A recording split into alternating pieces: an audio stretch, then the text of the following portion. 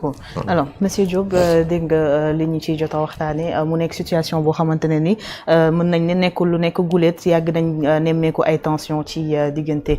président ak ñi nga xam ne ñoo topp ci moom mais pour cas bi nag nekk loo xamante ne ni sénégalais yi xaaruñu ko woon puisque boo xoolee ki nga xam ne moo di Diomaye ak le premier ministre Ousmane Sonko fi ñu cheminé ba agsi fii nekkul woon vraiment li nga xam ne moom la sénégalais yi doon xaar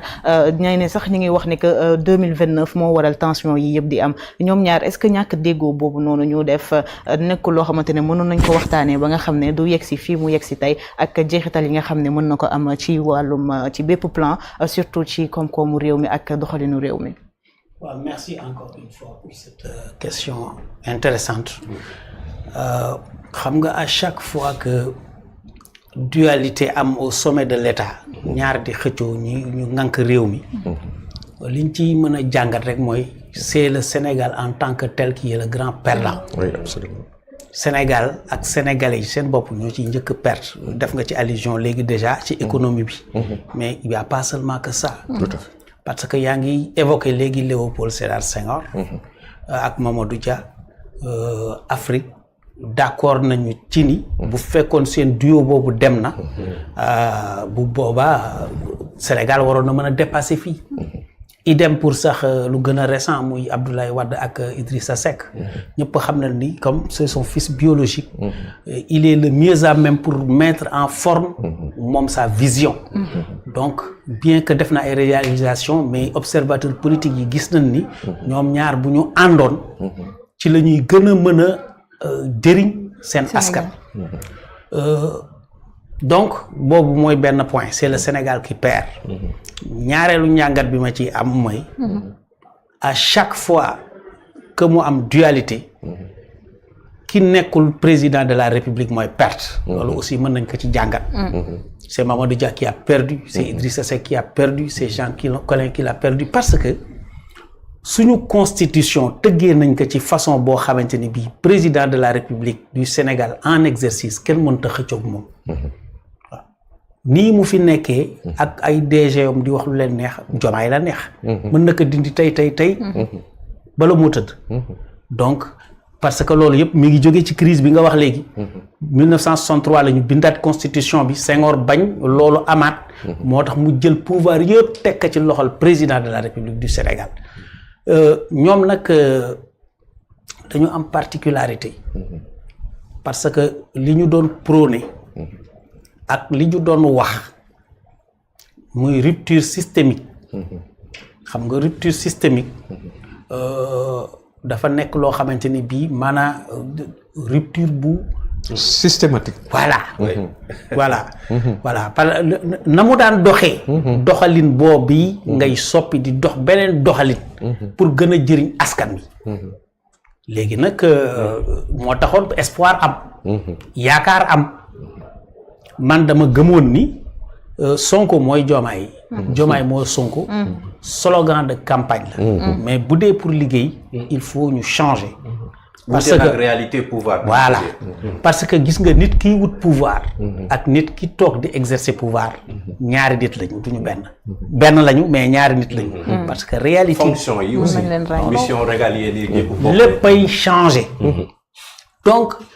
man yàgg naa koy wax ni bi ñu faloo rek Sonko dafa waroon retirer wu absolument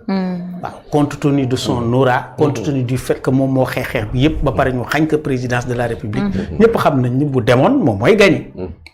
mais comme xañ nañ ko dafa waroon toog mënoon na gunge ci man Diomaye ci neneen toog yore parti massifier ko dugg ci àll bi gën koo may doole même bu boobaa sax le mythe Sonko va continuer à rester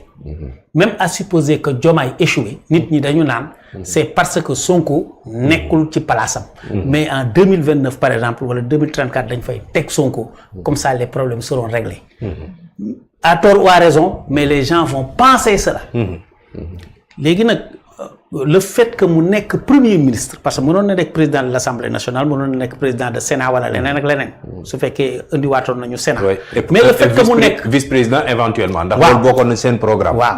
mais xam nga le fait que mu nekk premier ministre nga xamante ni ñoom fusible lañ ko tuddee yéen ñiy def politique maanaam s'il y a problème kenn moo mën a tëb parce que du président de la République. Le président est élu pour un mandat de 5 ans. Oui. Diomaye est là jusqu'au 2 avril 2029 à minuit. loolu dara du ko dindi. Inch'Allah. donc dafa waroon a jël beneen poste moins voyant. boo xamante ni bii dina ko mën a permettre mu gunge ko comme genre conseil spécial mais daal il ne fallait pas qu'il mette la main à la pâte. di dugg ci gestion quotidienne réew mi. léegi nag comme loolu am na. man j'estime que parce que man su ma day jàngat damay kii ñaari côté yëpp. j'estime que Sonko aussi il a des atouts à ne pas négliger. parce que il est adulé par le peuple surtout la jeunesse. nit ñi bëgg nañ ko. am nañ ci moom yaakaar man je pense qu'il n'est pas encore trop tard pour qu'il se retire mais nag li ma yaakaar mooy su fekkee dafa nekk foofu ànd ak Diomaye il ne peut pas ne pas être comptable du bilan de Diomaye te Diomaye aussi il a profité parce que on est dans la pure politique il a profité des erreurs de Sonko pour def ko tey li mu koy def parce que bu tëboon tëb rek def lii nit ñëpp dañ naan c'est un traître mais defu ko dafa bàyyi il a profité des erreurs de Sonko ou bien il a beaucoup subi pour finalement jël décision parce qu'on a vu pour la plupart du temps c'était des sorties d'Ousmane Sonko yoo xamante ni dafay sax dal à la limite le président xam nga angle yi ñuy waxee la rek mais dafa bàyyi peut-être il le connaissait personnellement je n'en sais rien parce que loolu du ma def météo daf ko bàyyi ku nekk xam na ni boo waxalee yàlla Ousmane Sonko il a fait des déclarations yoo xamante ni bii moo tax l'économie du Sénégal tey fii mu toll ces déclarations n'y sont pas étrangères. Tout à fait. Déclaration Sonko yi parce que dafa àndut ak tact àndut ak diplomatie dafa heurter les investisseurs réagir de manière il a fait réagir de manière mauvaise les marchés financiers loolu bu yàggul dara rek yaakaar naa ci Terra Meeting bi le lendemain sunu kii yi dafa rétrogradé avant yi bon actuellement minimum le passe-temps favori de l'économie sénégalaise c'est la dégringolade au niveau des marchés financiers nationaux régionaux et internationaux donc loolu mu def ko nit ñi di ci bàyyi xel mu am aussi yeneen yoo xamante ne bii le cas de Samba Ndiaye à la SNHLM ak yeneen nit ñi di ko constater ba mu am booy seet benn loo bu commencé détaché wu ci nit ñi naan il est le facteur bloquant dafa war a bàyyi mu liggéey loolu dégg nañ ko fi quand même dafa war a bàyyi Diomaye mu liggéey Diomaye il est bien intentionné il est là mais c'est Sonko qui bloque dëgg la ak du dëgg kooku c'est une autre dimension l'essentiel mooy opinion publique bi commencé nañu intégrer loolu mu dem ba jël benn ampleur léegi nag kii daal di tëb parce que lii mu def nii coalition Diomaye président du leneen lu dul am force politique boo xamante ni bii daf koy permettre mu affranchir ci Pastef ëllëg dootul mën a nekk actuellement nii mënatul nekk le jouet de Pastef parce que am na feneen fu mu jàpp am na beneen base waaw mais boo amee ñaari restaurant bu bii toggul nga dem ci bee mais bu bii toggul tëj mais da ngay jëndi gerte wala nga defi leneen moom nag déjà loolu la njëkk def moo tax dafa ŋànk ci coalition Diomaye di Mimi Touré quel que soit Alpha il a été intraitable d'après ñi nga xamante ne bii demoon nañu seeti ko il a été intraitable Mimi elle ne quittera pas te coalition Diomaye aussi ku nekk xam na ni mi ngi déroulé Bougar Diouf l'a dit ñu ngi ci ay teg siège au niveau national même au niveau des régions etc. Ils vont faire un point de presse ou une déclaration des trucs comme ça donc ñoom ñu ngi déroulé te ba tey jii yéen a ngi dégg les nouvelles adhésions les nouvelles adhésions ont été démarchées waaw ñëwuñu rek daal di dugg donc le travail continue sous la supervision de madame Aminata Touré et avec la bénédiction de Diomaye parce que sànq dafa am loo wax et personnellement ça m'a alerté c'est-à-dire c'est quand vous dites que tey bu fekkee dualité bu ni mel am na souvent le perdant mooy nekk le premier ministre. Oui. Est-ce que c'est valable pour ce cas-ci, sachant que Diomaye, quand même, il a été élu sous la bannière de Diomaye mooy Sonko, Sonko mooy Diomaye, et que Sonko, en réalité, c'est lui qui a conçu le projet Pastef bi nga xamante ni tey xëy na Diomaye moom lay mener ses activités. Est-ce que vraiment on peut envisager que ni Sonko mooy nekk le grand perdant ci cas bi nii. xam nga cette question revient souvent parce que li ñu dal en 2024 mësul dal Sénégal c'est la première fois de notre histoire politique que ñu am un président de la République qui n'est pas le chef de la majorité moo tax question bi mësul posé wu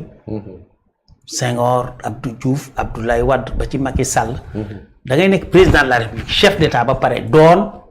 le chef de la majorité politique bii nag li ko changé loo mooy c'est le président de la République mais il n'est pas le chef de la majorité c'est son premier ministre qui est le chef de la majorité donc rapport de force surtout politique yi dafay changer évidemment moo tax peut-être moom mu perte dina gën a naqaree perte loo que les autres qui n'avaient pas la majorité politique mais su fekkee dualité bi bras de fer bi dafa continuer sa perte est certaine parce que il a la légitimité populaire nit ki da nga koy nangul li yàlla jox il a la légitimité populaire il est adulé wax naa ko léegi surtout par la jeunesse te jeunesse bi ñooy def lépp mais c'est Diomaye qui a le levier institutionnel mooy fale gis nga ni bi crise bi éclaté ba léegi ñi nga daan faral di dégg nga xamante ni boo laalee Sonko ñu sànni missile yi say kaw ñenn ñi dañu waaf ñenn ñi ils ont utilisé des mots yoo xamante ni nga xamee waleen ko woon ils ne communiquaient pas comme ça auparavant ñii naan dañu bëgg kii seen privilège ñii naan dañu bëgg on ne peut pas reprocher à une personne de s'accrocher à ses privilèges parce que ki la koy reprocher bu xëyee fajar day liggéey moom itam il s'accroche à ses privilèges mais problème bi mooy ñoom dañu war a juboo j'en viens peut-être aux solutions ñoom dañu war a jéem a juboo boobu nag peut-être mën na jël forme boo xamante ni bii ci man warul am continuité bi c'est-à-dire s'il continue d'être premier ministre et que ñëpp gis nañ ni les deux hommes n'ont pas les mêmes tempéraments kon dañuy différer lii rek mais day ñëwaat parce que yàgg nañ koy différer wax nga ko say biir wax mais bi yoon dafa ñëw gën a kii buñ ko différer waatee dina am un éclatement boo xamante ni boobaa kenn dootu ko mën a contrôler kon li gën mooy qu'il se retire qu'il ait de très bonnes relations avec Diomaye moom itam mu bàyyi fa ay DG ak yooyu bu boobaa ils seront obligés ñu def acte d'allégeance vis-à-vis de Diomaye parce que kële neewatu fa kii rek moo fi ne te mooy nommé donc loolu moo mën a nekk en attendant ñu xool 2027 2029 ñoom mën nañu waxtaan xool ban taxawaay la ñuy am. c'est ça très bien voilà bon. merci beaucoup am na solo c'est très bien alors ñu daal di wëy rek ak yeneen sujets yi bi nga xam ne mi ngi concerné Mimi Touré gis nañ ne que Fadilou Keita moom ci page Facebook am mi ngi incité ñi nga xam ne ñooy waa Pastef à ce que ñu mobiliser wu daal di fexe ba ki nga xam ne moo di Mimi Touré ginnaaw ñu ngi koy épingler ci ay rapport nag moom mu daal di faire face à ses responsabilités maanaam mu mën a wuy ji jàkkaarloog li nga xam ne moo di yoon wala bokk justice ñu daal di xam naka la demee ak li nga xam ne mooy rapport yi nan nañ ko ci épinglé dem nañ sax ba di wax ni ay rapport yu Macky Sall commandité woon la mu nekk loo xamante ne nag naam tension la ñu nemmeeku diggante Bassirou Diomaye ak ki nga xam ne moo di Ousmane Sonko mais tension tamit am na ñi nga xam ne ñoo nekk ci suuf. waaw en fait dama bëggoon jëkk rek am tuuti précision